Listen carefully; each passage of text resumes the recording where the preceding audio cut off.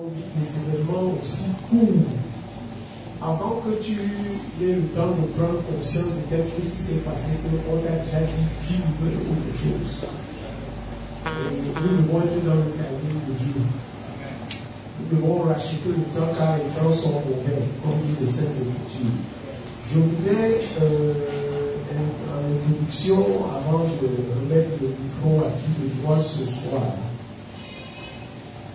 nous exhorter en 2 minutes au sujet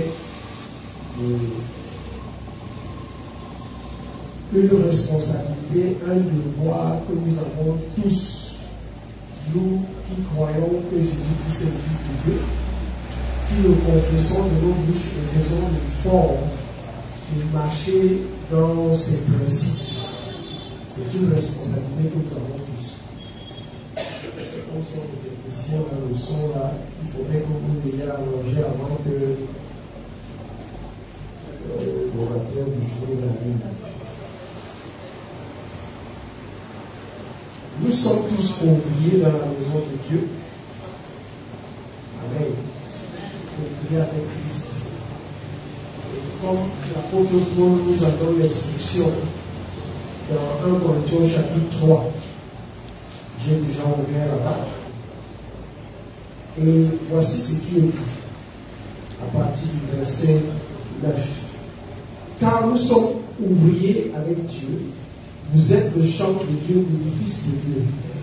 Selon la grâce de Dieu qui m'a été donnée, j'ai posé le fondement comme un sage architecte et un autre bâti dessus. Mais que chacun prenne garde à la manière dont il bâtit dessus.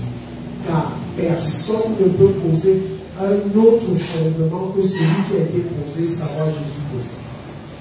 Or, si quelqu'un bâtit sur ce fondement avec de l'or, de l'argent, des pierres précieuses, du bois, du foin, du chaume, l'œuvre de chacun sera manifestée, car le jour la fera connaître, parce qu'elle se révélera dans le feu, et le feu éprouvera ce qu'est l'œuvre de chacun. Si l'œuvre bâtie par quelqu'un sur le fondement subsiste, il recevra une récompense. Si l'œuvre de quelqu'un est consumée, il perdra sa récompense. Pour lui, il sera sauvé, comme au travers du feu. Il continue en disant que nous sommes le temple de Dieu. Amen. Ce qui est dit est dit. Et la Bible dit ce qu'elle veut dire.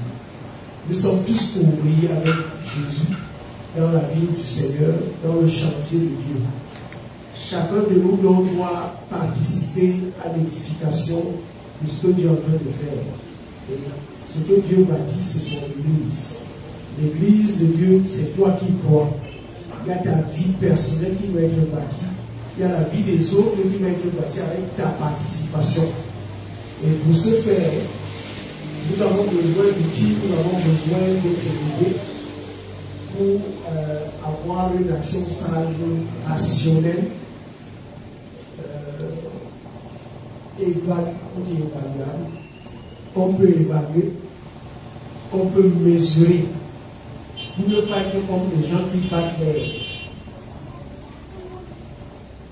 pour ne pas être des ouvriers qui ont honte de leur ouvrage. Amen. J'ai encore l'impression que je suis, vous êtes d'accord, c'est moi qui suis loin de vous, et je dois bien me rapprocher. S'il te plaît, si tu as pris la peine de venir ici, je voudrais que tu sois entier ici. Amen.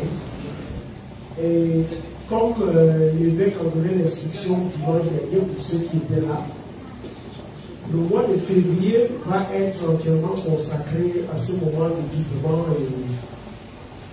et d'édification pour nous rendre chacun plus efficace dans ce travail de prier avec Dieu. Et puis permettre à l'Église dans son ensemble d'avoir un fruit qui demeure, un fruit quantifiable qui demeure. Et tous les jours donc du service de ce mois de février, le mercredi, le vendredi, le dimanche aussi, sont donc consacrés à cette activité qui va de bout en bout se faire sous la conduite de la réunion Fauquois. Je vais vous présenter de la connaissance. pas et que tu dis, tu mets le niveau maintenant au nom de Jésus. Et que les écailles tombent de tes yeux, et tes yeux s'ouvrent, que tu la vois bien. Dans tous les cas, tu vas la voir dans quelques secondes. Amen. Donc, toutes nos attentions disent notre participation effective. Ce que nous sommes en train de faire est pleinement en adéquation avec les besoins du moment. Et je ne vais pas le dire, le mec a été très emphatique dimanche là-dessus. Voilà pourquoi je m'adresse à vous dans cette exhortation et de cette façon. Amen. Amen. Donc, recevez avec moi la révérende Florence Pourquoi.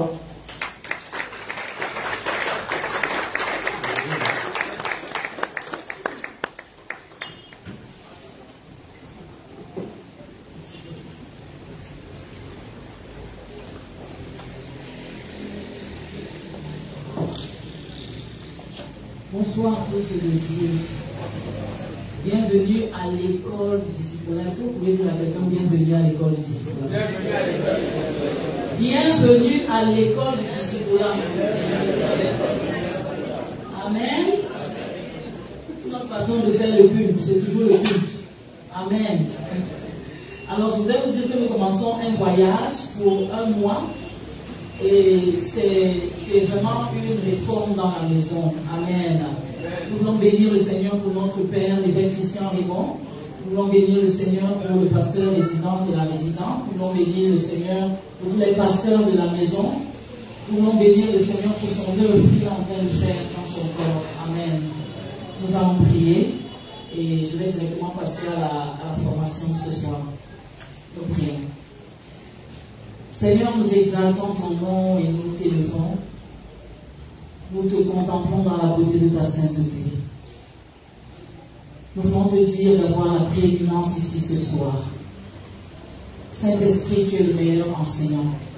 Nous sommes à tes pieds désirant boire de tes paroles. Seigneur, nous sommes ce soir comme Marie. Nous voulons te dire, parle encore, Seigneur. Parle à nos cœurs, parle à notre âme, parle à notre esprit. Seigneur, ouvre les yeux de notre entendement, afin que nous puissions comprendre quelle est l'espérance qui s'attache à ton appel. Merci Seigneur, parce que ce soir, tu fais une chose nouvelle. Tu nous as donné le mandat de cette année, Seigneur, et tu as dit que c'est le couronnement pour un déploiement maximal des fils. Merci, Éternel Père, parce que pour ce faire, nous avons besoin d'être outillés. Et merci parce que tu nous amènes au modèle du Maître. Nous sortons d'une semaine de retraite, d'une semaine où nous avons été émondés, équipés, Seigneur, durant la pastorale. Merci parce que tu nous as appris à revenir au modèle. Et maintenant, tu veux nous donner la praticabilité de ce modèle, Seigneur. Nous voulons, Éternel Père Tout-Puissant, que tu grandisses en nous. Seigneur, grandis en nous et parle de tes oracles. Nous soumettons tout esprit à ta présence, Éternel Père Tout-Puissant. Et nous disons que l'autel d'en haut, Seigneur, communique avec l'autel d'en bas. Seigneur, les aveugles voient ce soir. Les sourds entendent, les paralytiques marchent, Éternel Père Tout-Puissant. Les prisonniers sont libérés, Éternel Père, au nom puissant de Jésus. Les pauvres sont enrichis, Éternel Père. Tu nous amènes à une autre dimension de ta révélation et de ta connaissance. Merci pour ta fidélité. Et merci parce que tu as rendu ceci possible. Nous croyons à une nouvelle saison, Éternel Père, dans notre famille Living World Fellowship. Et pour ceux-là qui nous écoutent, Éternel Père Tout-Puissant, sur les médias, nous croyons à une nouvelle saison pour ton Église dans le monde, Éternel. Assois-toi, Seigneur, sur le trône de cette saison et glorifie le Père. Au nom de Jésus-Christ. Amen. Amen. Alors, je suis très émue et contente pour cette saison dans la maison. Parce que c'est une saison particulière, pas seulement pour la maison, mais c'est une saison particulière pour l'Église du Seigneur de manière universelle. Amen. Alors, nous allons lire Éphésiens 4 à partir du verset 11. L'enseignement se veut dynamique, il se veut interactif. Donc, quelqu'un dans la salle se lève, il prend sa Bible. Éphésiens 4 à partir du verset 11. Ursula, est-ce que je vais avoir le PowerPoint? Éphésiens 4 à partir du verset 11.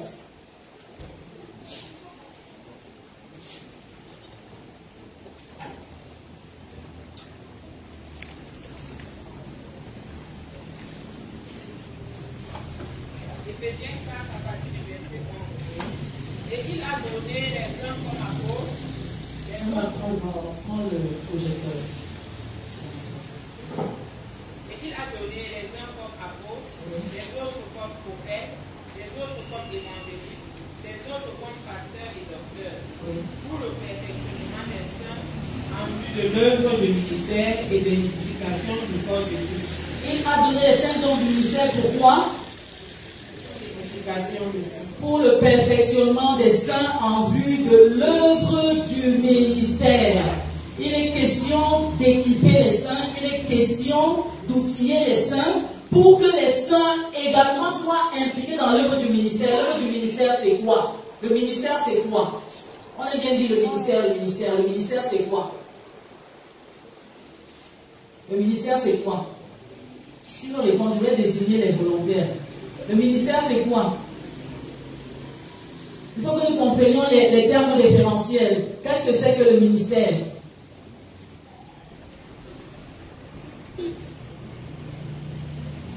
Papa Okoro, c'est quoi le ministère? What is ministry? When we say we're doing ministry, what is ministry?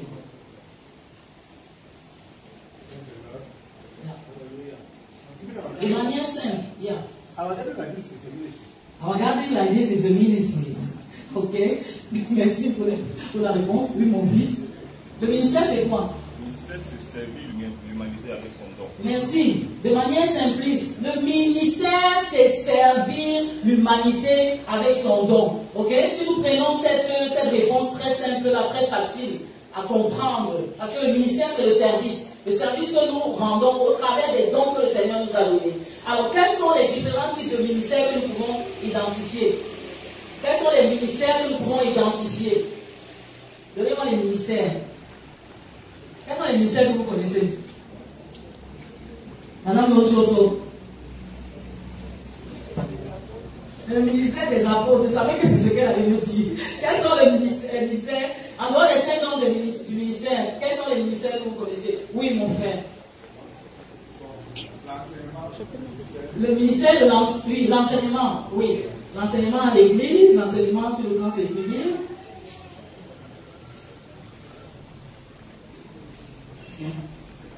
Oui, Mireille. L'enseignement dans le cadre de l'église, mon frère. Dans l'église, oui. Pardon? Le ministère d'aide et d'assistance. D'accord? On est toujours dans les 4 murs de l'église. Ok? Donnez-moi les autres ministères que vous connaissez. Si on dit que le ministère c'est le service, quels sont les différents services que nous avons? Comment on appelle nos administrations? Le ministère de la santé. Comment on appelle nos administrations au Cameroun? Les services publics. N'est-ce pas? Le service public, les services publics. Quels sont les différents services publics que nous avons dans l'administration?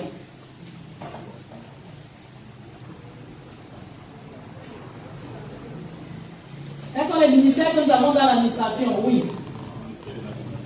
Le ministère de la culture. Merci. Le service public de la culture. Oui.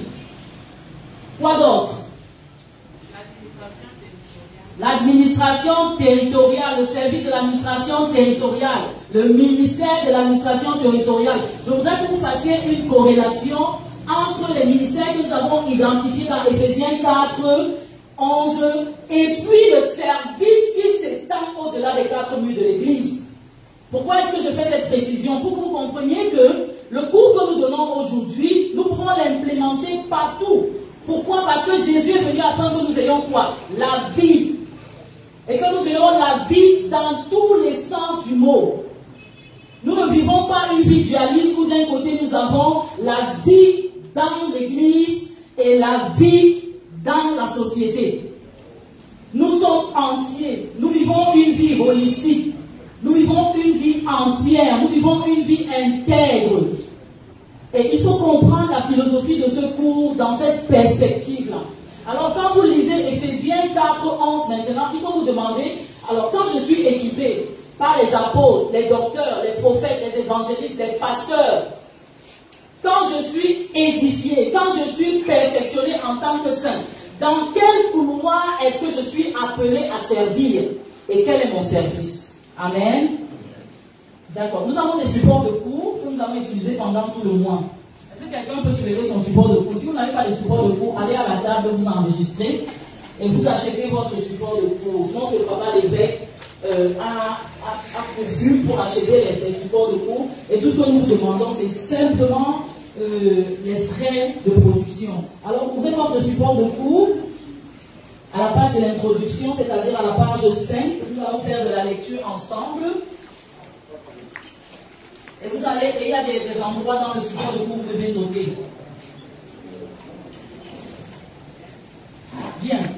Être appelé un disciple de Jésus signifie être entièrement dévoué à vivre comme Christ. Est-ce que vous pouvez souligner dans vos supports de cours? Dévoué à vivre comme Christ. Dévoué à vivre comme Christ. Et à rendre ministère aux autres comme il a fait. Nous ne voulons pas seulement vivre comme Christ, mais nous voulons également rendre ministère comme Jésus a rendu ministère. Amen. Donc souligner aussi rendre ministère aux autres. Tout à l'heure, le pasteur résident parlait de la responsabilité que nous avons. Nous ne voulons pas seulement vivre une vie comme Christ, mais nous devons également rendre ministère. En tenant compte que le ministère, c'est le service que je suis appelé à rendre aux gens au travers des capacités que le Seigneur m'a données. Amen. Alors, pour faire ceci, il est nécessaire d'avoir une compréhension biblique. Soulignez compréhension biblique. Compréhension biblique de la nature et du caractère de Christ. Nous nous intéressons aux deux dimensions, la nature et le caractère de Christ. La nature et le caractère de Christ. Nous voulons également comprendre aussi comment il accomplissait le ministère. Donc on a deux dimensions de la vie de Christ que nous voulons apprendre et que nous devons imiter. La première dimension, c'est la dimension de la vie de Christ. La deuxième dimension, c'est la dimension du caractère de Christ. Soulignez dans votre support de cours. Donc, pour faire des disciples comme Jésus, il est nécessaire d'avoir une compréhension biblique de la nature et du caractère de Christ et comprendre aussi comment il faisait son ministère. Quelles sont les méthodes que Jésus a utilisées? Quelles sont les méthodes, quelles sont les stratégies que Jésus a utilisées? Notre Père nous disait ici la semaine dernière, bâtir selon le modèle. Oui, nous avons une compréhension théologique. Nous avons une compréhension selon la doctrine de Christ. Mais de manière pratique, comment est-ce que nous implémentons ça dans notre quotidien, dans notre famille? Qu'est-ce que ça signifie dans ma famille? Qu'est-ce que ça signifie dans mon lieu de service? Qu'est-ce que ça signifie dans la société? Qu'est-ce que ça signifie au quotidien? Donc, nous voulons comprendre comment Jésus l'a fait. 1 Jean, chapitre 2, au verset 6. Est-ce que quelqu'un peut lire? Vous avez ça dans le support de cours. Madame Bozo, s'il vous plaît. 1 Jean 2, 6. Celui qui dit qu'il demeure en lui, Jésus, doit aussi marcher comme Jésus a lui-même marché. Celui qui dit qu'il demeure en Christ, celui qui s'identifie à Christ, doit également marcher comme Christ a marché et produire les œuvres que Christ a produites. Amen. Amen. Tout le monde comprend, n'est-ce pas?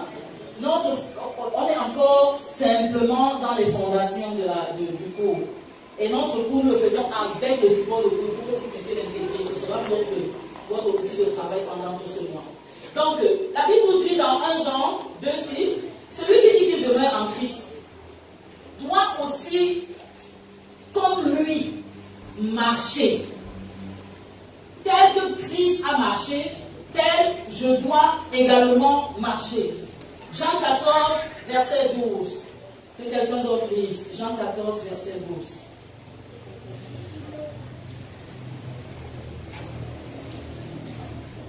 En vérité, je vous le dis, celui qui croit en moi fera aussi les œuvres que je fais.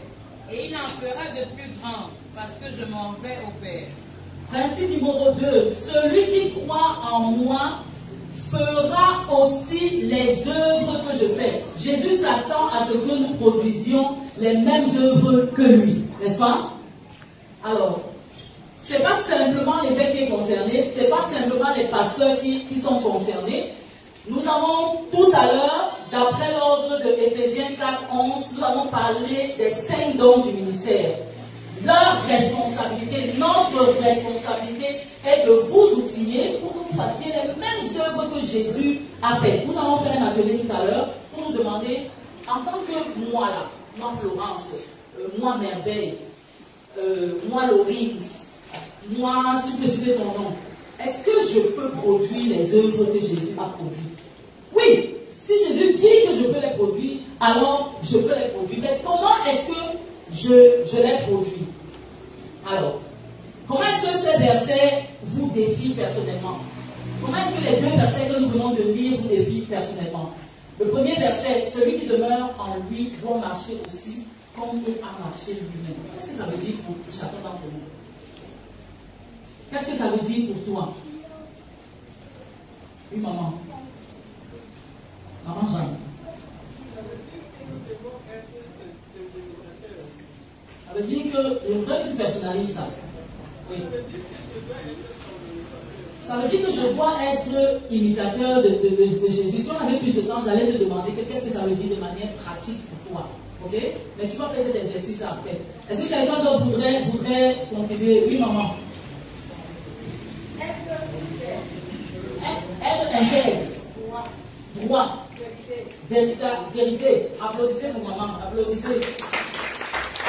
Être intègre, droit et véridique. Ok? Chacun d'entre nous doit faire cet exercice. Qu'est-ce que ça signifie pour moi d'être comme Jésus? Qu'est-ce que ça signifie? Nous avançons dans l'introduction. Alors, croyons-nous réellement que nous pouvons faire ce que Jésus a fait? Et même de plus grandes choses? Voilà le premier paradigme que nous sommes appelés à changer.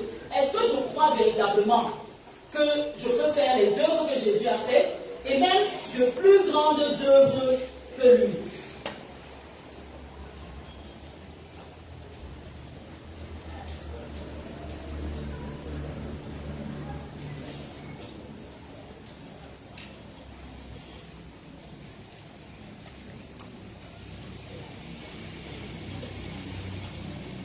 Ok, nous poursuivons la lecture. Quelqu'un va lire pour nous dans le support de cours.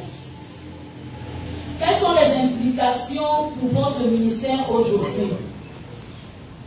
Comment est-ce possible qu'un disciple fasse non seulement ce que Jésus a fait, mais encore de plus grandes choses que lui? Le prochain chapitre, que quelqu'un lise à partir du paragraphe, dans son humanité. Un bon lecteur, vas-y. Dans son humanité, Oui. Jésus est devenu notre modèle pour la vie et le ministère. S'il vous plaît, soulignez, Jésus est devenu notre modèle pour la vie et le ministère. Vous allez vous rendre compte qu'on ne dissocie pas Jésus de sa vie, on ne le dissocie pas de son ministère.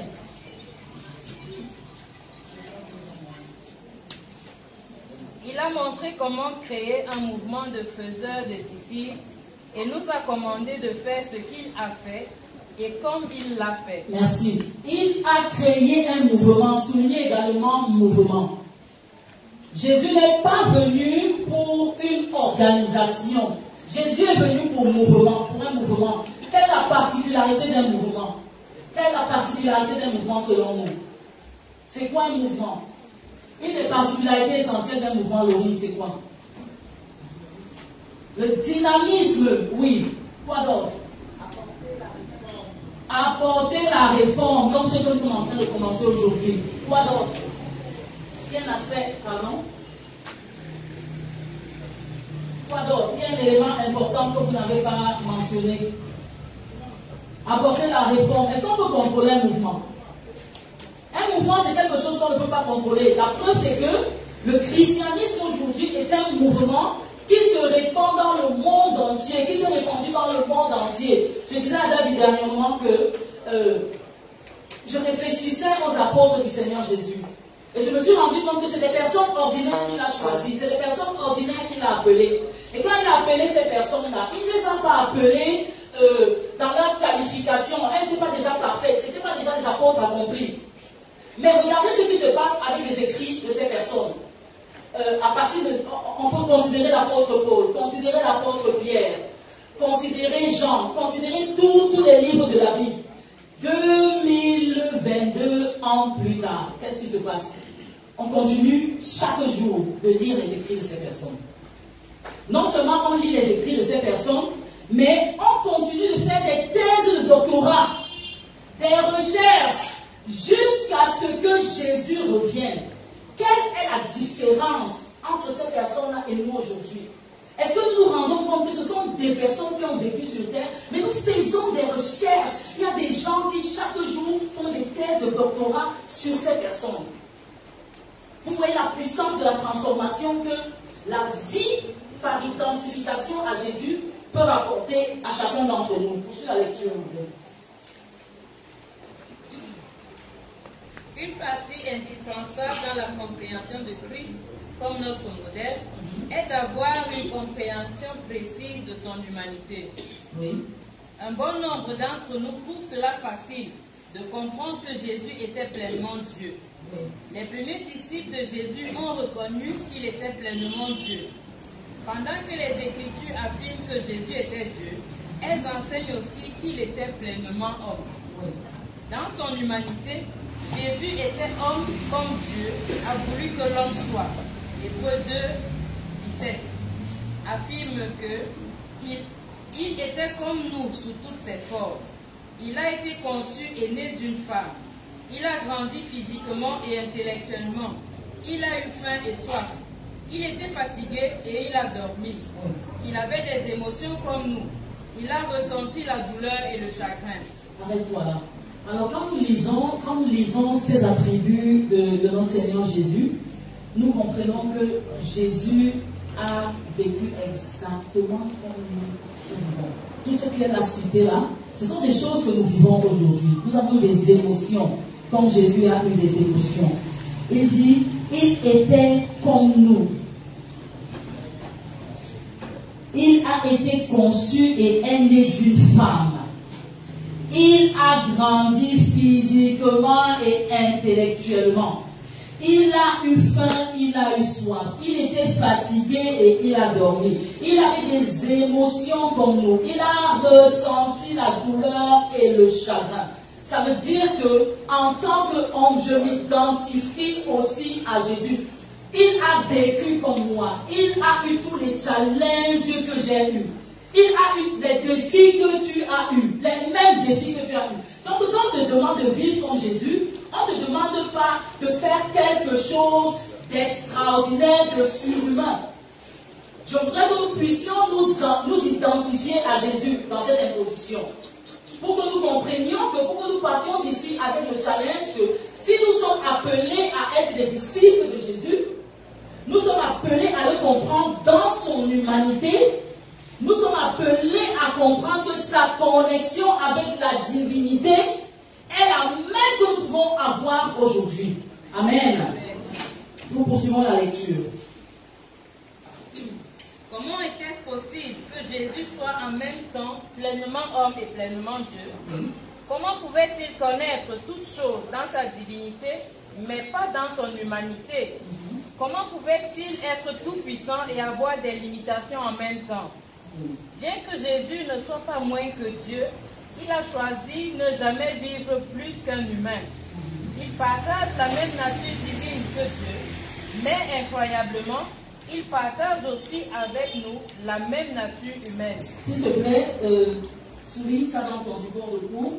Il partage la même nature que Dieu et il partage également avec nous la même nature que nous.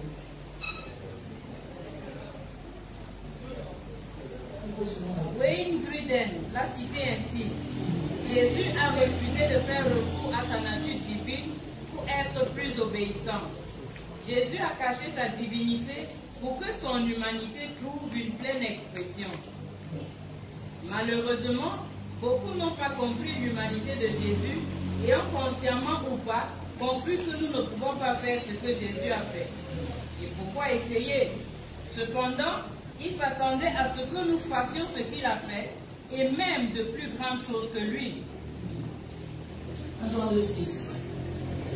1 Jean 2,6 nous parle de vivre comme Jésus l'a fait, ce qui a essentiellement trait à notre Humanité.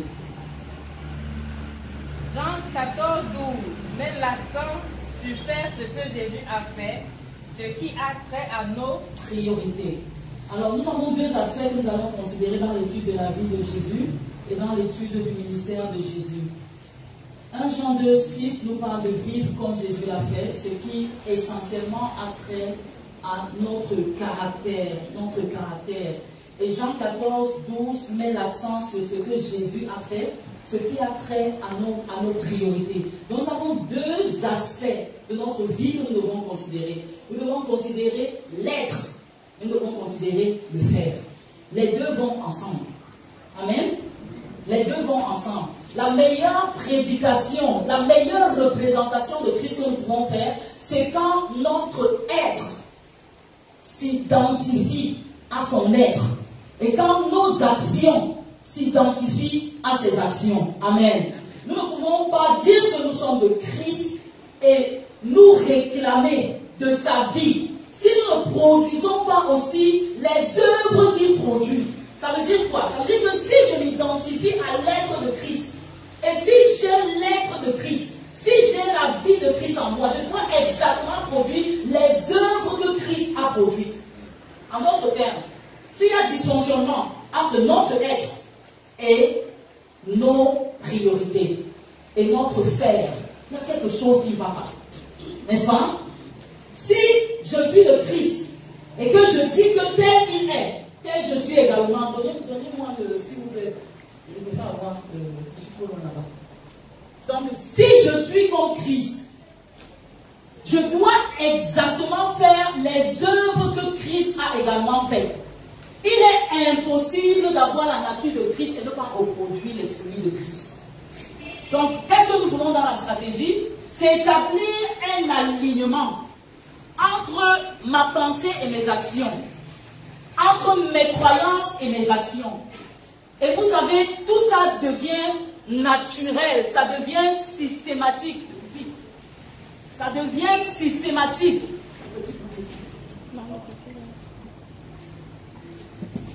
Nous poursuivons la lecture.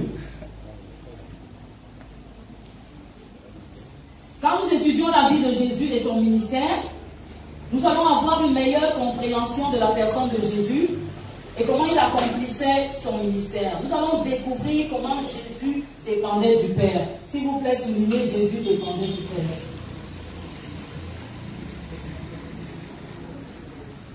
Comment Jésus dépendait du Père. On n'a pas de traduction ce soir. J'espère que tout le monde comprend le français.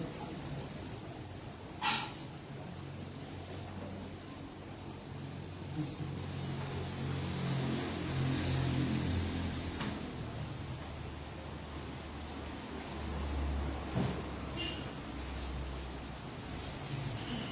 Nous allons voir comment Jésus, de façon intentionnelle, a créé un mouvement de faiseurs de disciples. Souligné de manière intentionnelle. L'intentionnalité, c'est ce que je crée, c'est ce que je désire, c'est ce que je produis. Je choisis de le faire. Je l'amène à s'accomplir. Et tout à l'heure, le pasteur résident nous parlait de la responsabilité. Et il disait que nous avons une responsabilité, c'est d'être quelque chose. Et nous avons également la responsabilité de conduire les gens dans ce que nous devenons, comme Jésus. Alors, nous allons voir comment appliquer ces principes dans notre ministère afin de pouvoir faire de grandes choses pour son royaume. Souligner, appliquer ces principes. Alors, imaginons en 2022 que Jésus soit le pasteur. En 2022, Jésus est le pasteur. En 2022, Jésus est l'évêque. En 2022, Jésus est le docteur. Il est le prophète, il est l'évangéliste. Alors, qu'est-ce que Jésus ferait différemment aujourd'hui? Et qu'est-ce qu'il ferait pareil? Qu'est-ce que Jésus ferait comme nous faisons? Et qu'est-ce que Jésus ferait différemment? Quelles sont les choses que Jésus ferait comme nous? Je sais que tout le monde ici parle. Tout à l'heure, avant le culte, tout le monde parlait. Donc, sentons-nous libres et participons à cette formation de manière dynamique. Ça va se faire pendant un mois. Qu'est-ce que Jésus fait que nous faisons?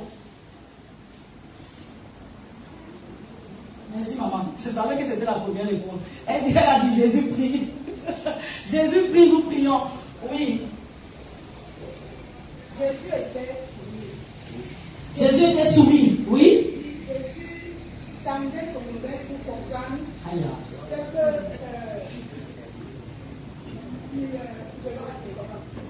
C'est ce que tu dis là.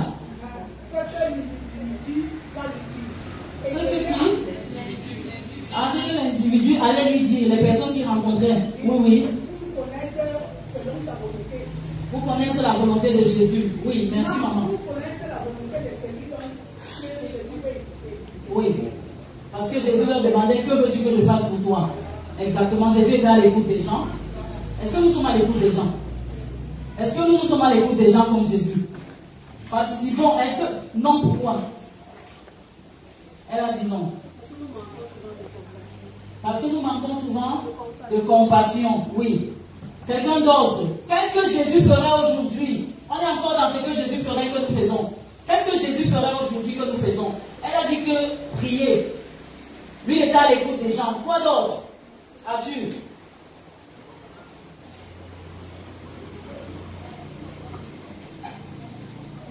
Qu'est-ce que Jésus ferait? On est au milieu des chrétiens, hein? Je ne suis pas chez les musulmans ici, là. Qu'est-ce que Jésus ferait? Qu'est-ce que Jésus ferait que nous... Il ferait quoi? Pardon? Il enseignait et nous enseignons. Ok? Quelle est la différence entre l'enseignement de Jésus et notre enseignement? Est-ce qu'il y a une différence? Est-ce qu'il y a une différence entre l'enseignement de Jésus et le nôtre? Est-ce qu'il y a une exactitude précise entre l'enseignement de Jésus et le nôtre? Oui? Oui. Ok. Dans la maison, oui. Oui, maman. Il y a l'enseignement, mais je veux dire que... Bon, Jésus nous demandait de l'écouter. Jésus nous demandait de l'écouter. Oui. D'obéir. De faire comme il veut. De faire comme il veut. Merci. Quelqu'un d'autre? Mr. Zube. Yeah, please. What was Jesus doing? And what will he still do today as we are doing? He will preach. Thank you. Il est question d'identifier. Si on n'identifie pas ces choses, on ne peut pas les faire. Donc je ne pose pas des questions simplement pour poser. Je pose des questions pour que nous comprenions. Oui? Il guérissait les malades. On veut s'identifier à la vie et à la pratique du ministère de Jésus. Il accomplissait les miracles. Ce n'est pas des questions pièges. Quoi, madame Nambeke? Il adorait son père. Merci. Quoi d'autre? Il jeûnait. Merci, papa. Il était soumis à son père. Maman a déjà dit ça. Quoi d'autre? Il gagnait des âmes. Il gagnait des âmes. Il gagnait des âmes. On va utiliser une autre expression plus tard. Ok? Qu'est-ce que Jésus aurait fait? Quelles sont les choses que nous faisons aujourd'hui que Jésus ne faisait pas à son époque? Pardon, là, il dit quoi? Il ne mangeait pas trop. Ok? Il ne mangeait pas trop. Quoi d'autre? Il y a des choses que nous faisons aujourd'hui en 2022. Oui. Le commérage. Je suis d'accord avec toi. Mais je pense à d'autres choses un peu plus pertinentes. Oui. Oui, M. Foufou. Pardon, frère Foufou. Il n'imposait pas sa volonté. Est-ce que c'était musulman? Bon. Il n'imposait pas, je prends quand même, il n'imposait pas sa volonté, mais il y a des endroits où il imposait sa volonté. Quoi d'autre? Oui. La discrimination. Il ne faisait pas de discrimination. Ok? Est-ce que tu sais que je demande? Ok? Quoi d'autre? Il y a un élément essentiel que... On est en 2022, s'il vous plaît. Projetons-nous en 2022. Vous me parlez comme si on était encore à Jérusalem à l'époque. Oui. Il ne vendait pas des objets à l'église. Mais si. Il ne vendait pas les gadgets à l'église. Mais il y a une autre dimension que je cherche. Quelque chose que nous faisons aujourd'hui qui correspond à notre ère. Oui. Qui t'a dit que je suis parler par là? Internet. Il ne faisait pas. Quoi, ma fille? Va dire. Loris, tu as dit quoi? Internet. Ok? L'usage des réseaux sociaux. Des réseaux sociaux. Je voudrais vous montrer quelque chose que nous avons aujourd'hui, que Jésus n'avait pas à son époque. Mais s'il avait ça à son époque, est-ce qu'il allait utiliser ça? Oui. Maintenant, la question que nous devons nous poser, c'est quelle est la pertinence que nous avons dans l'utilisation des réseaux sociaux par rapport à Jésus s'il avait été à notre époque. Vous comprenez? Qu'est-ce que Jésus aurait fait des réseaux sociaux s'il avait été à notre époque? J'attends il y a une réponse que j'attends ici là. Oui. Il allait marcher moins. Il allait marcher moins. Il allait marcher moins. Il y a beaucoup de personnes. Je croyais, j'attendais un informaticien pour dire qu'il allait seulement installer en nous l'application. Pour que tout le monde croit en un jour. Ok? Donc il y a des choses que Jésus ferait différemment. Et nous devons comprendre notre ère et utiliser notre ère de manière intelligente. Alors, pendant cette formation, je voudrais m'excuser pour le PowerPoint. Elle a quelques difficultés à mettre ça en marche, mais vous allez avoir ça dès vendredi. Donc, nous allons avoir dans ce support et dans cette formation 4 modules. Le premier module est celui de la stratégie. Il est celui de la stratégie et c'est ça que nous avons, c'est ça que nous étudions dès ce soir. Ce n'est que le premier niveau de cette formation. Cette formation est une formation qui fait partie des écoles de la maison. On a l'école de la famille, on a l'école du ministère dans cette église, on a l'école du leadership, on a l'école du discipulat.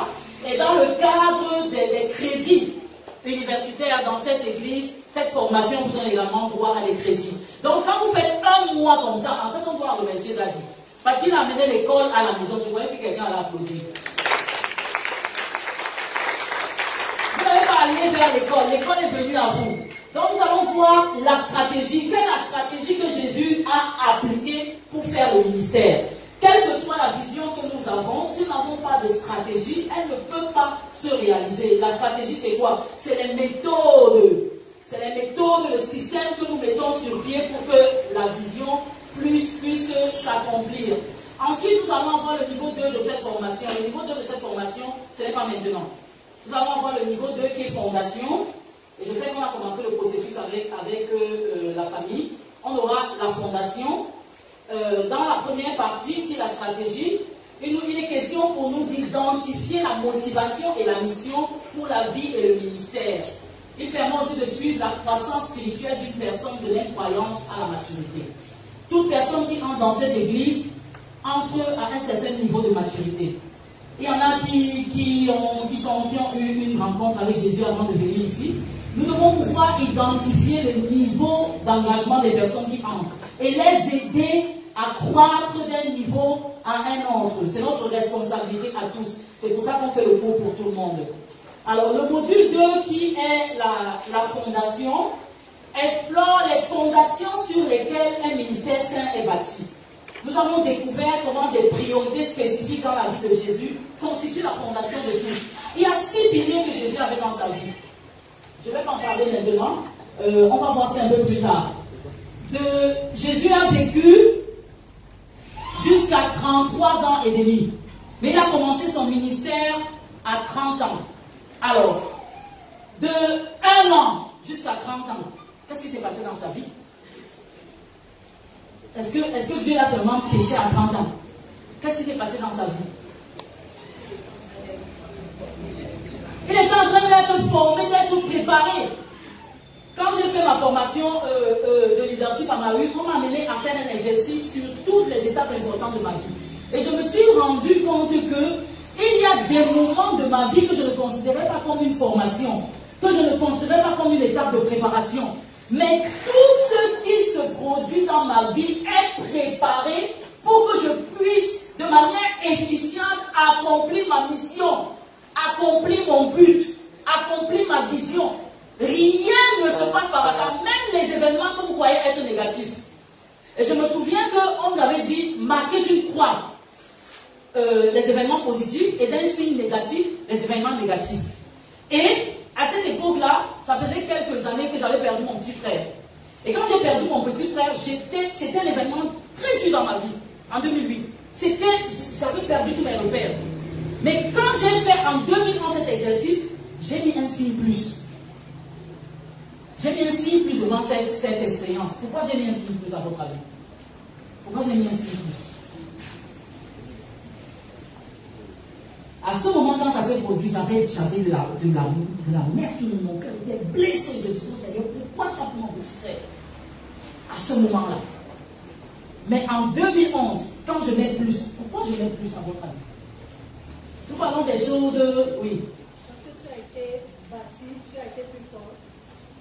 Guéri. Oui, parce que le Seigneur s'est servi de cette expérience dans ma vie. Et je crois que c'est là que j'ai pris l'engagement radical d'équiper tout jeune gens, tout jeune leader. J'ai dit au Seigneur, Seigneur, je vais transformer tout jeune leader que je vais voir en mon frère et au-delà. Donc c'était un événement positif dans ma vie et ça m'a permis encore de comprendre que la mort n'est pas un frein dans ma marche avec le Seigneur. Ça m'a fait grandir spirituellement. Ça m'a permis de savoir que au moment où je pensais que j'allais déprimer, je suis sorti de là. Tous les fondements de ma vie ont été touchés. Amen. Donc, de notre naissance jusqu'à notre âge adulte, Dieu nous prépare pour notre raison d'être. Amen. Amen. Dieu nous prépare pour notre raison d'être. Mais l'accomplissement de ma raison d'être, c'est par rapport à qui? Et c'est par rapport à quoi? C'est l'alignement. Nous faisons beaucoup de choses. Nous faisons de bonnes choses. Certains d'entre nous le font même conformément au modèle de Christ. Il est simplement question pendant ce mois-ci de nous évaluer, de nous ajuster et d'être intentionnels dans le modèle du Maître. Amen. Alors, le troisième niveau, c'est la vision. Le troisième niveau, c'est la vision. Et la vision va aider le leader que nous sommes à définir notre appel. Vous voyez que nous allons crescendo. Donc, à définir notre appel, à développer des traits de caractère divin et développer les compétences, nos compétences uniques en tant que leader. Si j'étais vous, je serais déjà en train d'évaluer un certain nombre de choses dans ma vie au travers de ces modules que je suis en train de citer. Alors, le dernier module qui est la multiplication. La multiplication. Vous avez vu qu'au début, on comprend la stratégie, on comprend la macro-vision. Ok? On comprend la vision globale. Ensuite, nous regardons à la fondation. Ensuite, nous définissons notre vision personnelle.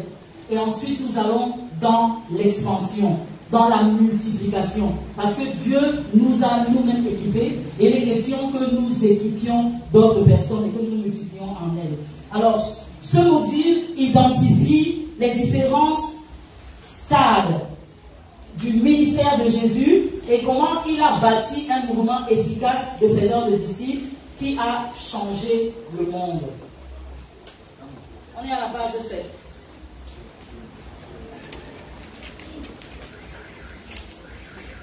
Les objectifs de ce module de formation. Premièrement, dans la stratégie, maintenant on revient à la stratégie. Je vous montrer toute la vision de la vie et du ministère de Jésus. Les 5 étapes. Maintenant on revient à la stratégie. Alors les objectifs de ce module de formation. Premièrement, il est question de discuter de la passion pour le ministère. Écrivez, remplissez dans votre support de cours la passion pour le ministère.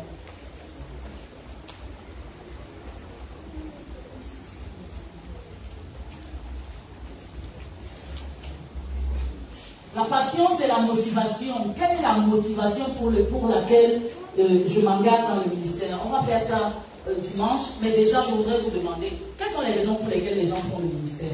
On a défini le ministère comme le service tout à l'heure, n'est-ce pas? Quelles sont les différentes raisons pour lesquelles les gens font le ministère? Oui. Parce que ces personnes sont appelées à le faire, oui. Ne parlez pas, ne pas passer d'âge ici, là, qu'on va seulement faire le politiquement correct. Donnez-moi les différentes raisons pour lesquelles vous pensez qu'il y a beaucoup de raisons. On a une perspective du corps de Christ. On ne parle pas seulement de la maison, s'il vous plaît. On est en train de vous équiper ici pour que vous alliez à Jérusalem, en Judée, en Samarie et jusqu'aux extrémités de la terre. Notre église, on est en train d'utiliser notre église maintenant là comme cas pratique, comme cobaye, pour pouvoir appliquer ça dans le corps de Christ. Et vous allez vous retrouver dans le corps de Christ pour enseigner ça. Amen. Donc, quelles sont les différentes raisons? On a des dons et on a des talents. Merci. Oui. Quoi d'autre? Pourquoi les gens font le ministère aujourd'hui? Pour l'argent. Merci. Comment pour l'argent? Il faut toucher les problèmes du doigt. Comment pour l'argent? Pourquoi tu dis ça? Parce que certains voient d'autres sont des qui ont atteint certains niveaux financièrement. Oui. Et c'est ça qui les attire dans le ministère. Et ils se disent que c'est une opportunité pour eux de se faire de l'argent. Est-ce que c'est faux? Est-ce que c'est qu'on dit là, quand vous êtes timide ce soir, hein? Vous critiquez ça sur les réseaux sociaux, c'est pas faux. Il y a des gens qui ouvrent le ministère aujourd'hui pour se faire de l'argent parce qu'ils croient que c'est une façon facile de se faire de l'argent. Quoi d'autre? Pour quelle raison? Pour édifier le peuple de Dieu. Pour se faire une réputation. Oui? Ici, de ce côté. Maman, comment? To reach out the needs of the people. Oui, oui. Il y a des gens qui utilisent le ministère comme un moyen social, n'est-ce pas? Pour les œuvres sociales. Oui. Toi, tu m'as dit que tu ne restais pas. Tu as fait tout mon cours, un mois. Par compétition. Tu es le meilleur élève par compétition. Oui. Quoi d'autre? Maman Yamje. Pourquoi les gens font le ministère? Vous pensez que les gens font le ministère? Pourquoi? Moi, je vous suis. Vous suivez sur WhatsApp, quand on brille, tout ça. Quelles sont les raisons pour lesquelles les gens font le ministère? Pour être célèbre. Pour être célèbre, oui. Citons les raisons. Pour atteindre leurs objectifs personnels. Ça, il est important de comprendre ça pour pouvoir comprendre ce que le modèle de Jésus est. On parle de la passion pour le ministère. Et vous venez de me citer un certain nombre de choses. Quoi d'autre? Oui, Adrien, docteur Adrien. Pour se sentir proche de Dieu. Oui. Quoi d'autre? Il y a encore une raison. Oui, mon fils. Tu veux parler?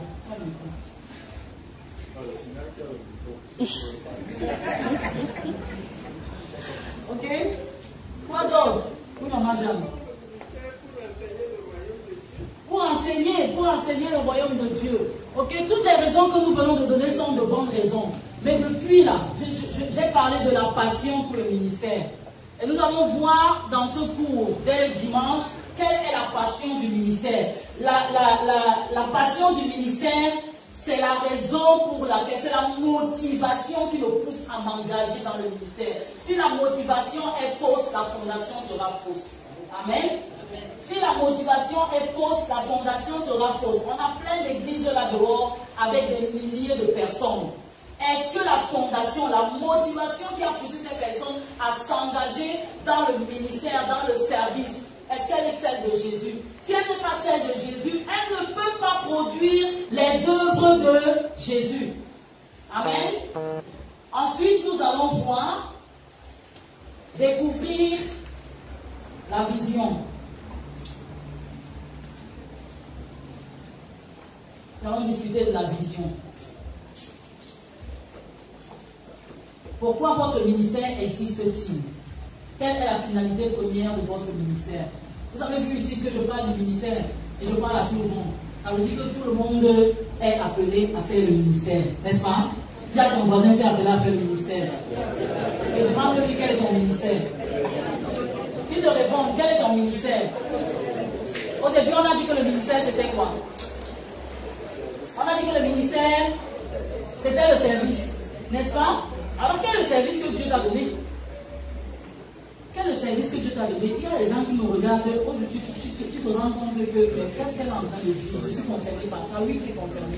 Est-ce que tu t'es déjà posé des questions sur le service? Je ne parle pas simplement aux travailleurs de notre église. Je parle également à ceux qui viennent ici le dimanche et qui ne sont pas impliqués dans un département quelconque et qui ne font pas l'œuvre du ministère. Donc, Bongo Florence, quel est le ministère que Dieu t'a donné? Tu ris. Hein, Bongo, quel est le ministère que Dieu t'a donné? Écoutez la parole. Écoutez la parole. C'est chaud. Écoutez la parole. La deuxième question qu'on va se demander, c'est pourquoi est-ce que Dieu t'a demandé d'écouter la parole? Réponds alors à cette question. Pourquoi pour t'édifier. Et édifier les autres. Pour t'édifier, tu commences à dire quelque chose de bien. Mais est-ce que tu as identifié la cible que tu dois édifier? Quelles sont ces personnes que tu dois édifier? Ceux qui sont proches de moi. Oui. Ma relation avec les autres, je crois. Excellent. Alors, de manière intentionnelle, ton devoir ce soir, c'est de rentrer et de dire le ministère que Dieu m'a donné, c'est d'écouter la parole. Ce que tu dis est très, très important. C'est d'écouter la parole. Mais est-ce que c'est simplement écouter la parole de manière primaire? Ça, c'est la première chose. Comment est-ce que Dieu veut que j'écoute la parole? Comment est-ce qu'il veut que j'écoute la parole? 2 Timothée 2,15 nous dit quoi? Étudie pour te montrer. Hein? Study to show yourself approved. Un ouvrier qui dispense droitement la parole de la vérité, n'est-ce pas? Donc, si Dieu a mis en moi la passion d'écouter la parole pour mon édification personnelle, et tu as dit deuxièmement, la deuxième partie, c'est pour pouvoir édifier d'autres personnes. Quelle est donc la cible? Et j'aime que tu réponds comme tu réponds. Parce que tu as répondu par à Jérusalem. Parce que le premier endroit où nous devons faire des disciples, c'est où? Dans notre maison. Dans notre maison. Et de manière pratique, comment je le fais? Est-ce que tu le fais déjà? De manière intentionnelle. Ok, on va voir ça pendant la formation. Excellent, applaudissez pour Bobo. Merci Florence. Donc, nous allons discuter de la vision. Et ça va plus loin. Quand tu as fini avec ta maison, quelle est la prochaine cible que Dieu te demande d'atteindre avec l'écoute de ta parole? Hier, j'ai un de mes disciples en ligne. Je vous ai dit tout à l'heure qu'une des choses que Jésus aurait fait différemment, c'est qu'il aurait utilisé les réseaux sociaux. Moi, j'ai des disciples partout dans le monde. J'ai une de mes disciples qui est italienne, elle comprend juste un peu le français. Et chaque jour, quand je fais ma dévotion personnelle, j'étudie la parole et je poste sur la plateforme mon étude de la parole. Et je demande j'ai un plan de lecture pour l'année avec les royales que nous formons partout dans le monde. Alors, cette dame-là, hier, j'étais challengée. J'avais posté, je pose des prières tous les matins, même sur la plateforme des jardins, je poste de temps en temps. Donc, qu'est-ce que j'ai fait? Je fais ma prière, bonjour Abba Père, bonjour mon roi Jésus, bonjour précieux Saint-Esprit. Et puis je fais ma prière et puis je poste là avant de faire ma méditation. Elle m'a envoyé un long voice comme ça hier. Elle me dit, j'ai appris à prier au travers de ta prière. Comment? Elle dit, je copie ta prière, je traduis en italien et après j'apprends à prier avec ces termes-là. Si quelqu'un m'avait dit que ce que je postais là pouvait inspirer cette femme, et c'est le disciple, on va voir ça dans la stratégie. On va voir à quel niveau d'engagement il se trouve, et on va voir comment, au travers des prières, c'est pour ça que tout ce que vous faites sur les réseaux sociaux, vous devez être intentionnel, et vous allez commencer à voir des fruits. Et où elle est allée un peu plus loin, c'est qu'elle m'a dit qu'on a confié une responsabilité dans l'église, je suis l'église italienne où je suis, et elle me dit, et j'avais peur de prier. Mais depuis que j'ai commencé à prendre des prières, c'est ça que m'a prié là-bas. Qui c'est qu'elle a pris mes prières? Amen. Et ça bâtit sa foi. Et elle m'a dit quelque chose. Elle m'a dit, au début, on commence à apprendre ce que quelqu'un fait de bien. N'est-ce pas? Et après, on développe notre propre identité. Et on se met à le faire nous-mêmes. N'est-ce pas? Et j'étais contente, j'étais tellement encouragée. Amen. Et voilà une personne qui est en train de grandir par un exercice que j'ai commencé à faire personnellement. Amen. Et au-delà de ça, je te donne des astuces. Hein. Tu vas me payer pour ça, Florence. Hein? Au-delà de ça, pendant toute l'année, nous faisons des dévotions. On a compilé ça en un livre qui sort dans quelques jours. qui va pouvoir édifier d'autres personnes de manière intentionnelle. Amen. Pendant le mois d'avril, j'ai fait un programme de jeûne et de prière sur le livre de Jean, avec les méditations et les prières. Et je suis en train de sortir ça sous forme de livre. Tu vois comment le Seigneur peut utiliser tes ressources, et plein de personnes me demandent ces ressources dans le monde. Donc, le ministère que tu penses être quelque chose de personnel, où tu répondais tout à l'heure, quand tu as dit que tu aimes étudier la parole, écouter la parole, les gens se sont mis à rire. Mais tout le monde s'appuie de porter. Bientôt, on peut lire tes livres partout dans le monde. Amen. Est-ce que tu peux dire Amen? Amen. Alors, ensuite, nous allons pouvoir définir le produit fini. Qu'est-ce que je veux pouvoir obtenir? Qu'est-ce que je veux pouvoir obtenir? On dit qu'on veut faire des disciples, mais c'est quoi un disciple? On dit qu'on veut des chrétiens matures, c'est quoi un chrétien mature? On dit qu'on est de la famille du Livre World Fellowship. C'est comment on reconnaît un membre du Livre World Fellowship? Comment on reconnaît un membre de notre famille? Quelles sont les valeurs fondamentales qui constituent notre famille? Quel est l'ADN de notre famille? Quelle est la culture de notre famille? Quel est le langage de notre famille? Le ministre Ariel Ondoa, pendant la pastorale ici, il a dit quelque chose, moi ça a attristé mon esprit quand il a dit ça. Il a dit que beaucoup de fils de daddy se réclament fils de daddy. Mais quand on va les écouter, ils n'ont pas le langage de daddy. Ils n'ont pas la culture de daddy. On dit ça, on pense seulement que c'est le prédicateur. C'est chacun d'entre nous ici. Les membres d'une famille ont le même ADN. Quand on les reconnaît, on peut les suivre comme ça. On dit que ça c'est la fille de tel. Ça c'est le fils de tel. N'est-ce pas? Et c'est ça que nous devons retrouver. Quel est le produit que je veux pouvoir avoir? Et si je ramène ça à notre famille nucléaire, Papa Soubé, alors quelle est l'identité de ta famille? Parce que les disciples, c'est les disciples de Christ. Mais Paul a dit quoi? Soyez mes imitateurs comme je suis l'imitateur de qui? De Christ. Ça signifie qu'ils n'ont pas la photo de Christ, ou bien les photos que vous voyez partout là. Ils n'ont pas la photo de Christ, mais quand ils te voient, Papa Soubé, ils voient Christ en toi. Quelles sont donc les valeurs fondamentales? Quels sont les éléments de distinction de ta famille qui la rend unique? Et qui fait que quiconque rencontre ton enfant là-dehors, il peut suivre ton enfant en disant que ça c'est le fils de Papa Soubé. Quel est le produit que nous voulons obtenir? Je vais prendre les concessionnaires des voitures, les concessionnaires des avions et tout. Avant de pouvoir construire les avions, qu'est-ce qu'ils font? Ils dessinent la maquette, n'est-ce pas? Ils dessinent la maquette. Je ne suis pas ingénieur en aéronautique et tout ça, mais ils dessinent la maquette et ils mettent tous les éléments. Ancien Rwanda, c'est toi peut-être qui peux bien enseigner ça. Il va mettre tous les éléments qu'il veut reconnaître. Et quand il crée le produit A, tous les autres produits doivent être conformes au produit A. Est-ce que c'est faux? Est-ce que c'est faux? C'est pas faux, c'est vrai. Donc, si on dit qu'on est disciple de Jésus, quel est le produit? Nous allons obtenir le produit. Nous allons étudier le produit pour savoir quel est le produit fini que nous voulons obtenir. Donc, définir le produit. À quoi ressemble un faiseur de disciples? Comment votre ministère encourage-t-il un style de la vie de multiplication? Je suis tellement content pour cette formation que nous sommes en train de faire. C'est une véritable réforme et une révolution dans la maison et dans la famille. Amen. Parce que quand on finit ici, on va dans les branches. Alléluia. Le vent là ne va vous arrêter. Le mouvement a commencé. Amen. Quand on va voir un Livinois quelque part, on va le suivre comme ça, on dit que ça c'est mon frère. Amen. Où est là les aéroports, il y a des gens qui se rencontrent.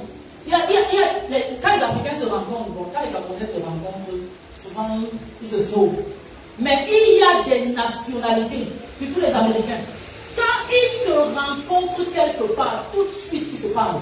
On n'a pas besoin d'une introduction. Il sait que ça c'est mon frère. Tout de suite il va vers lui.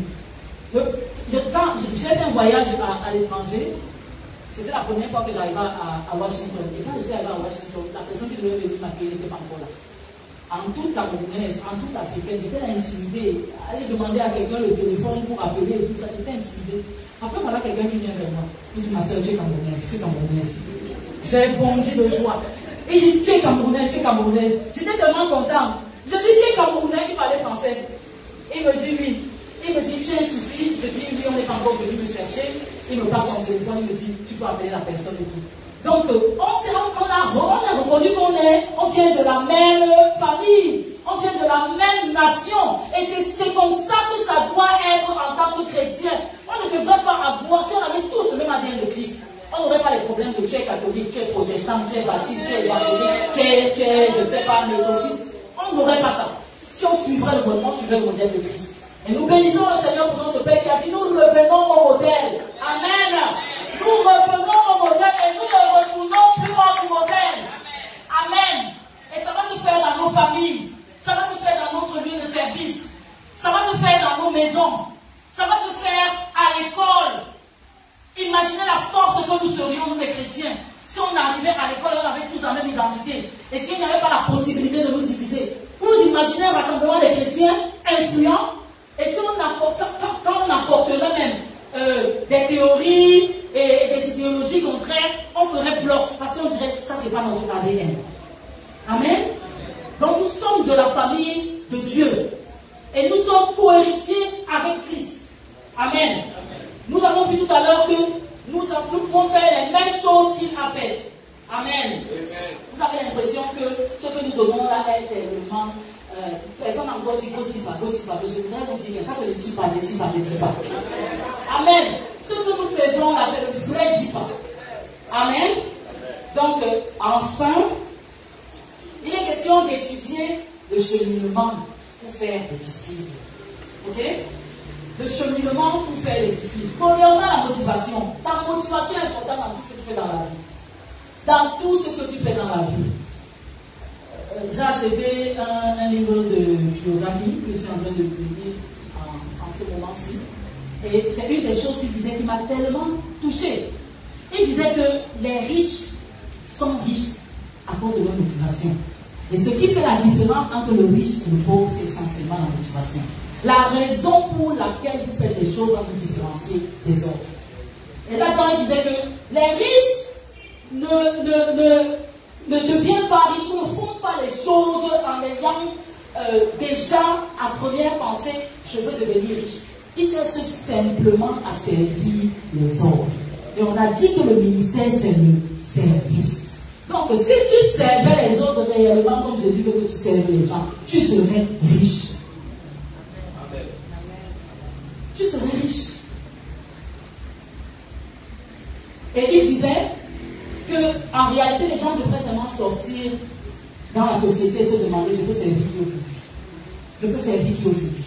Qui est-ce que je peux servir? À l'école, qui est-ce que je peux servir? En tant que directrice d'école, Maman Yamjou, comment est-ce que je peux les servir afin qu'ils deviennent des disciples? On va voir ça dans le but. Donc, il me reste combien de temps un petit peu? 5 minutes. Okay. Donc, à quoi ressemble un faiseur de disciples? Comment votre ministère encourage-t-il ce style de vie? Étudier le cheminement pour faire des disciples. Quelle est la procédure? Quelle est la procédure? Quelle est la méthode? Comment je le fais? Alors, comment faisons-nous des disciples dans notre culture? Est-ce que Christ nous a montré comment le faire? Est-ce que Jésus nous a montré comment faire des disciples? Et j'aime bien, s'il vous plaît, souligner dans notre culture. Il faut comprendre la culture des gens, parce que la culture des gens, c'est leur identité. Quand vous approchez les gens dans leur culture, ils s'associent à vous. Ils s'identifient à vous. Est-ce qu'il nous a seulement donné le message, ou est-ce qu'il nous a également montré la méthode? Le message de Jésus est répandu, mais est-ce que sa méthode est associée? Le message de Jésus est répandu là-bas. C'est pas le message qui est le problème, c'est la méthode que nous utilisons. C'est la méthode que nous utilisons. Donc, est-ce que Jésus nous a montré la méthode pour faire des disciples? Oui, il nous a montré la méthode pour faire des disciples, et nous allons le voir. Alors, dans votre support de cours, vous avez une figure. Vous avez cette figure. Ce schéma-là, qu'il vous faut remplir. Dans la première case, en haut, commençons par le bas. Dans la case du bas. La case du bas, à droite. À droite, papa. La case vide en bas, à droite. Ici, la cible.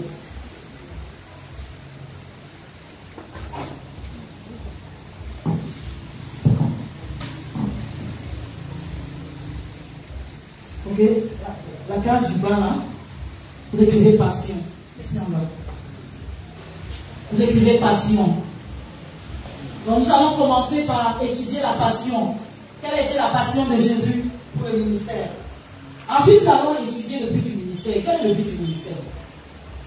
Quel est le but du ministère? On a dit que le ministère, c'est pas seulement les 5 dons. Le ministère, c'est le service. Quel est le but du ministère? Ensuite,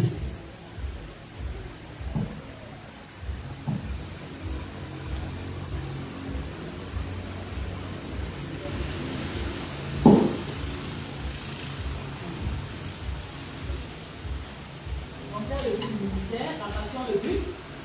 Ensuite, nous allons étudier le produit que nous voulons avoir.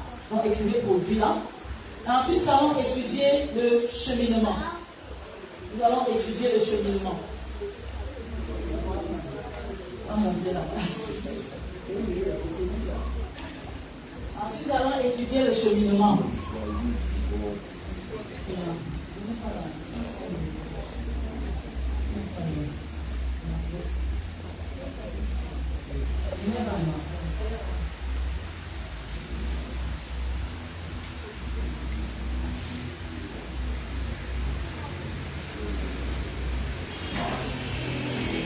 Tu peux marcher dans la salle pour que tout le monde a écrit. Demandez à votre voisin, il est permis de demander au voisin ici. Demandez au voisin.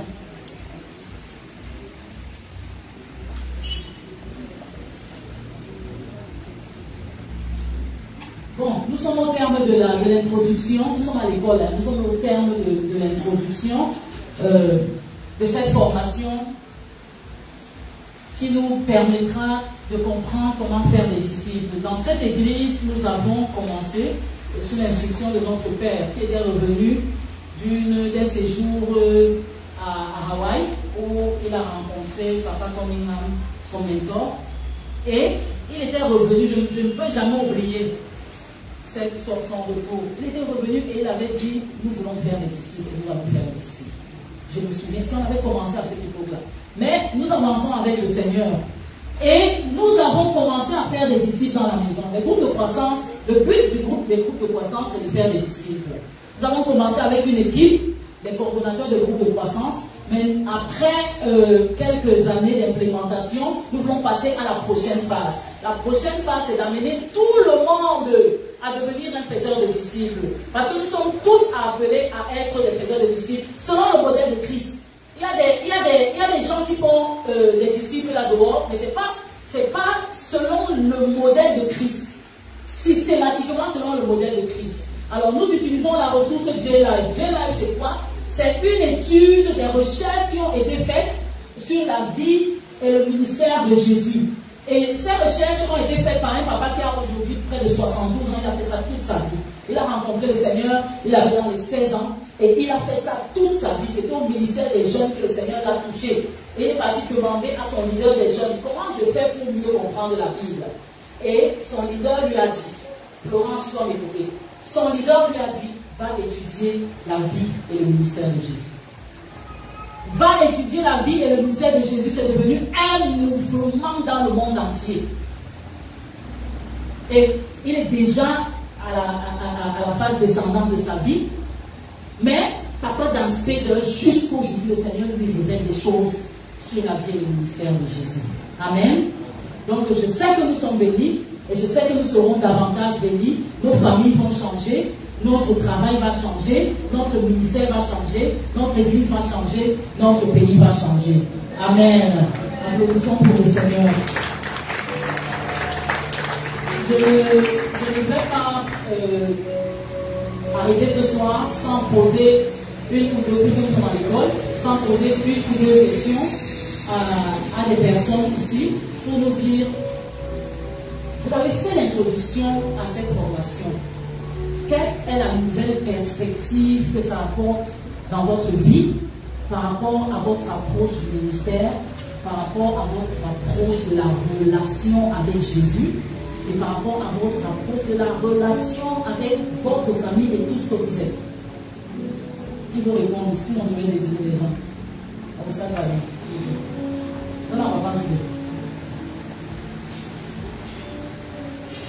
Praise the Lord. Hallelujah. Firstly, in just one word, this is a simple transformation. Amen. Because if you take this into you, you will transform. That is the end product of discipleship. Thank you so much. Amen. Un des critères d'évaluation de ce que nous faisons, parce que nous avons des critères d'évaluation, c'est justement la transformation. Et nous évaluons la transformation à 4 niveaux. La transformation personnelle, la transformation familiale ou organisationnelle, la transformation communautaire, la transformation transcommunautaire. Nous évaluons ça, et c'est ça que nous allons faire ici à la maison. Nous allons évaluer ça avec chacun d'entre vous. Dans les groupes de croissance, on va vous demander quelle est la transformation que vous expérimentez ces jours-ci dans votre vie personnelle. Qu'est-ce que vous observez? Tonton Sucré nous a tellement bénis à notre réunion stratégique. Il nous a dit ce que les groupes de croissance ont apporté dans sa vie parce qu'il a embrassé la vision dans sa vie personnelle. Et moi, je peux témoigner parce que je vois ce qui se passe dans la vie de sa femme. Et lui, il nous a donné l'aspect de son lieu de service, où les gens viennent le voir dans son lieu de service, demandent des rendez-vous avec lui pour exposer leurs problèmes. Il prie pour eux, on sait qu'il est un faiseur de disciples. Et où il m'a davantage touché, c'est avec une personne qui est venue en visite ici. C'est elle qui disait dans mon groupe de croissance, il n'y a que les gens qui passent. Une personne est venue rendre visite. Et il a continué de communiquer avec cette personne. Le jour où il a appelé cette personne, elle lui dit, tu m'appelles? Je suis de l'église, mais tu m'appelles? Elle était tellement touchée. Elle lui a dit, même mon pasteur ne m'appelle pas. Elle était tellement marquée. Et ça, c'est le caractère d'un faiseur de disciples. Et dans la vie, il nous a dit, dans la vie de sa femme, dans la vie de ses enfants, ça a apporté une transformation radicale. Donc, ce que tu viens de dire, Papa Zoubé, c'est tangible, c'est pertinent. La première des choses qu'on voit dans quelqu'un qui est un faiseur de disciples, un disciple intentionnel, c'est la transformation. Amen. Le prophète ne peut pas parler pour lui-même. Moi-même, j'ai expérimenté la transformation dans ma vie. Et je l'expérimente jusqu'aujourd'hui. Et je bénis le Seigneur parce que c'est l'ADN de là. Mon fils est avec moi, mais on communique. Maintenant, je me comporte avec lui comme un faiseur de disciples à l'extérieur, mais de manière intentionnelle. Amen. Le deuxième élément, quelqu'un d'autre veut répondre. Nous allons prendre 2 personnes et puis nous allons... Qu'est-ce que ça apporte dans votre vie? Qui d'autre veut répondre? Nous sommes des leaders ici, nous sommes des vaillants, nous sommes des champions. Qui d'autre veut répondre? Je vais toujours désigner, hein. Si vous ne voulez pas répondre, allez-y.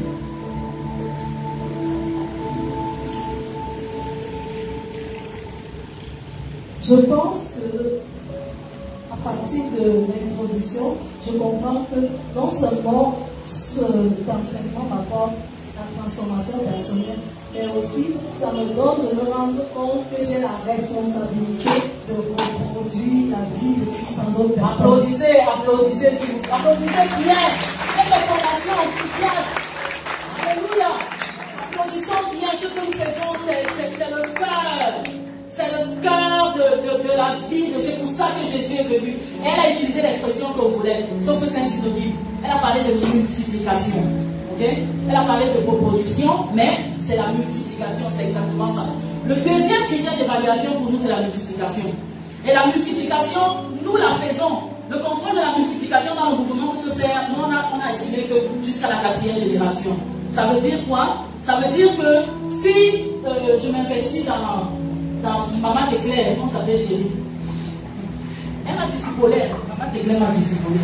Amen. Elle m'a discipulé quand j'étais petite. Donc, si Maman Déclaire s'investit en moi comme elle s'est investie en moi, ok? Elle s'investit en moi et moi je m'investis en. Je vais appeler qui? Papa Abraham. Donc, la première génération c'est elle. Elle s'est investie en moi, deuxième génération. Et je m'investis en Papa Abraham. Et Papa Abraham s'investit en Arthur. Ok? Et Papa Abraham s'investit en Arthur. Nous, on a choisi de pouvoir faire l'évaluation de la multiplication, de l'impact de ce que nous faisons jusqu'à la 4e génération. Mais à partir de la 4e génération, vous ne pouvez même plus maîtriser l'impact. Parce que lui va s'investir en quelqu'un, d'autre va s'investir dans quelqu'un d'autre, qui va s'investir dans quelqu'un d'autre, et on va seulement voir le changement. Commençons par notre église locale. Amen. Qui veut relever ce défi avec moi? Amen. Alléluia. Applaudissons pour le Seigneur, que le Seigneur vous bénisse. Vous êtes une bonne classe. Je sais qu'on va commencer timidement, mais je sais qu'on va de gloire en gloire. Vendredi, on va régler le problème des PowerPoint, mais tout ce que nous avons dans les PowerPoint, c'est ce que vous avez dans votre support de cours. Quelques modalités pratiques de la formation. Alors, on est l'école. À l'école, on valide les modules. Si tu fais la formation aujourd'hui et tu n'es pas là vendredi, tu paies toi-même. L'église ne paie pas, personne ne paie. La dynamique de cette formation, c'est que dans chaque département, on va poser les mêmes questions en termes d'évaluation. Dans chaque département. Maman Claire va demander au bureau des femmes, tu t'investis dans qui? Quelle est la transformation que tu vois?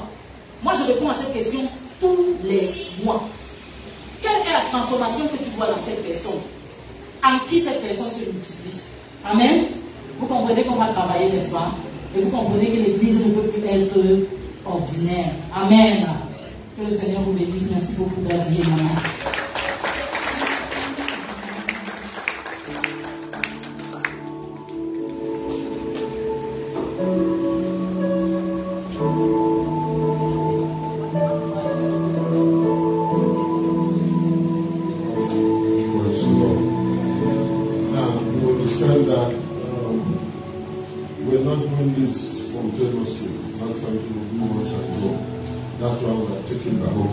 Maintenant, vous comprenez que nous ne le faisons pas de manière spontanée, c'est pas une chose que nous faisons une fois et puis on passe. Voilà pourquoi nous prenons plus d'un mois. Et ce livret, c'est la carte de membre. Non, pas le livret, c'est ce qui porte la carte de membre, parce que nous voulons que tu portes l'ADN. We want you to do this. Et nous voulions que vous It's fassiez good for your life. parce que c'est bien pour votre vie. From here and wherever the Lord will send you. Que ce soit ici ou alors peu importe où le Seigneur t'enverra. Okay, so what I like is that it's going to be interactive. So don't be timid. Donc ce que j'aime, c'est que ce sera interactif, donc ne soyez pas timide. If you don't understand something, stop, get proper answer. Si vous ne comprenez pas une chose, vous vous arrêtez et vous posez la question pour avoir la réponse. Some of you are older Christians. Certains d'entre vous sont de vieux No, chrétiens. I say some of you are older Christians. Certains d'entre vous qui sont de vieux chrétiens. You are going to find it difficult Ce sera difficile pour vous. because you left school when Jesus went to hell. Parce que vous avez abandonné l'école quand Jésus est parti au ciel. Everybody is abandoning the church. Vous avez arrêté l'école quand Jésus est allé au ciel. So you are not flowing. Donc ça ne coule pas. You are used to preach according to preach. Vous êtes habitué au prédicateur qui vient, qui prêche, qui prie. Want you to get it. It's simple but very deep. Nous voulons que ce soit pratique, c'est simple mais très profond. Kingdom is about making disciples. Dans le royaume de Dieu, il est question de faire des disciples. The Bible says be followers of those who do faith and patience obtain the La promise. Bible demande, la Bible dit, soyez les imitateurs de ceux qui par la foi et la persévérance obtiennent les promesses. So people who spend years to hear from the Lord Donc des gens and they have been able to put it down in good form, donc des gens qui ont passé des années à écouter le Seigneur et ils ont été capables de mettre ça sur une forme écrite et forme. it's wise for you to learn from them. C'est ça d'apprendre d'eux. Amen. It'll be quicker for you. Ce sera plus rapide pour And vous.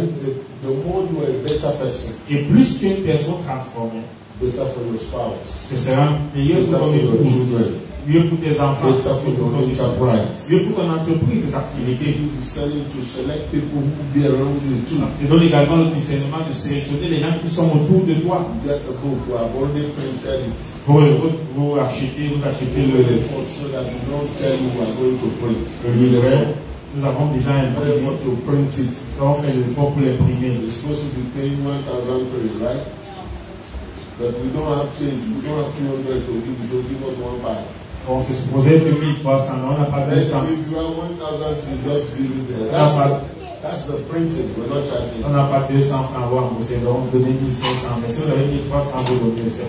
C'est Ce sont les frais d'impression de vente. It's a good work. So that you can go home, revise, and then you come to church, you get what is being said. C'est un bon travail. Donc vous rentrez, PowerPoint. vous révisez, vous étudiez, vous venez à l'église, vous comprenez ce qui est dit. My ambition is that every one of you should teach this. Mon ambition est que chacun d'entre vous puisse enseigner ceci. Alright? We want you to teach this. We want you to produce it. Nous voulons que vous enseigniez ceci, que vous soyez capable de le reproduire. So by this time next year, Donc, à cette même époque l'année prochaine, I can say all of you from this side, je puisse dire, ok, vous tous de ce côté, you're going to the east. vous allez à l'est.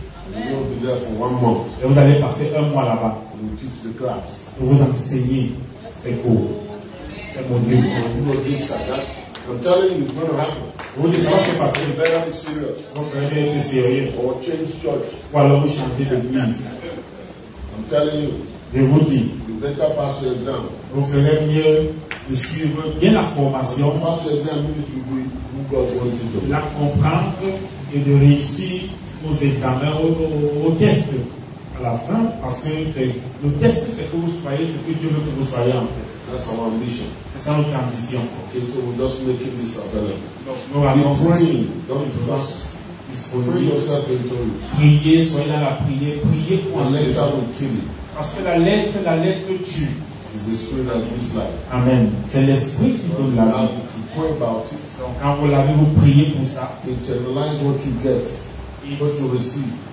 Internalize it. Vous personnalisez, vous assimilez, vous gardez, vous By the retenez, spirit you will receive. vous retenez ce qui est enseigné. C'est par l'esprit que vous le recevez. Somebody say amen. Amen. And those of you who are out of here, we're going to be talking in English next week, okay? Et vous qui êtes connectés, qui n'êtes pas ici, la semaine prochaine, on va parler en anglais, I ok? know that you are there in London, in the US, and all. Nous savons que vous suivez aux États-Unis, à Londres. We are not excluding you, but you should be getting our DNA. We speak French and English. Nous ne vous excluons pas, mais vous devez avant qu'il y ait bien parlons anglais et If français. I be your father, receive French. Si je suis ton père, je sois le français. In Jesus' name. Au nom de Jésus. That's your game. Et ça, c'est ça ce que tu peux It profiter. is part of the tree you belong Que tu to. peux profiter. Ça fait partie de l'arbre que tu appartiens. Right, somebody say amen. Amen. Praise the Lord. Let's do our tithes Non, mon Dieu. and let's take our offerings. Are you blessed tonight? Es-tu béni ce soir? Are you blessed tonight? Es-tu béni ce soir? You better clap because you are here until 1 month. Tu serais de l'applaudir parce que tu es ici pour moi pendant un mois. And if you are absent, we will come and arrest you in your house. Et si tu es absent, on va venir te prendre chez toi. Nobody will be absent. Personne ne sera absent. Hallelujah. Amen. Thank you, Jesus. Merci Jésus. Greetings from Apostle Paul and to everybody. Amen. Les salutations de l'apôtre Paul.